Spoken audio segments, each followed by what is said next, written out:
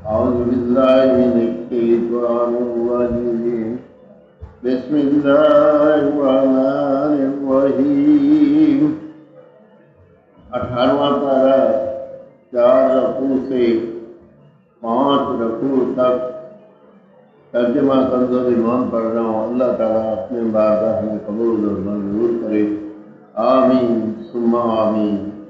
وَهُوَ الَّذِي أَنشَأَ لَكُمُ السَّمْعَ وَالْأَبْصَارَ وَالْأَفْئِدَةَ قَلِيلًا مَا تَشْكُرُونَ۔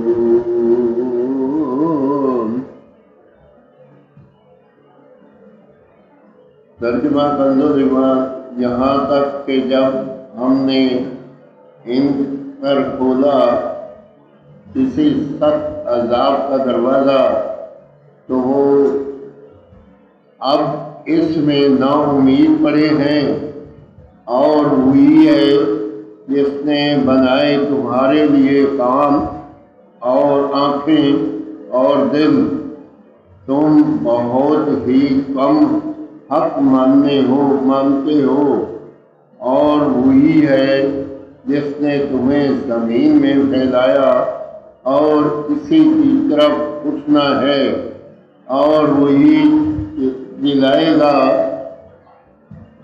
اور مارے گا، اور اسی کے لیے رات اور دن کی تبدیلی تو کیا تمہیں سمجھ نہیں؟ بلکہ انہوں نے وہی کہی جو اگلے بولے، کیا جب ہم مر جائیں گے اور مٹی اور ہڈیاں ہو جائیں کیا پھر نکالے جائیں گے؟ بے شک یہ وعدہ ہم کو اور ہم سے پہلے باپ دادا کو دیا گیا، یہ تو نہیں مگر وہی اگلی داستانیں۔ تم فرماؤ کس کا مال ہے زمین اور جو کچھ اس میں ہے؟ اگر تم جانتے ہو اب کہیں گے کہ اللہ کا، تم فرماؤ پھر کیوں نہیں سوچتے؟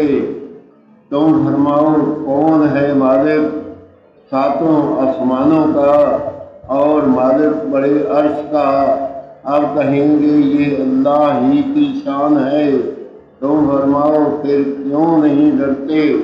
تم فرماؤ کس کے ہاتھ ہے ہر چیز کا قابو، اور وہ پناہ دیتا ہے، اس کے خلاف کوئی پناہ نہیں دے سکتا۔ اگر تمہیں علم ہو اب کہیں گے یہ اللہ ہی کی شان ہے۔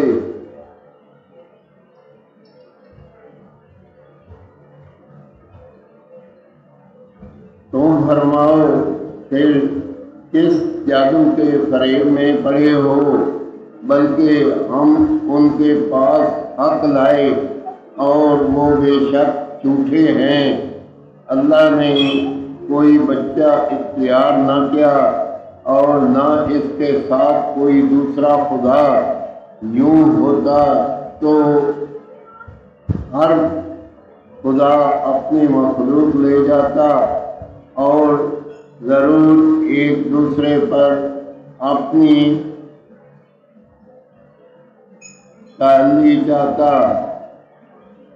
پاکی ہے اللہ کو ان باتوں سے جو یہ بناتے ہیں،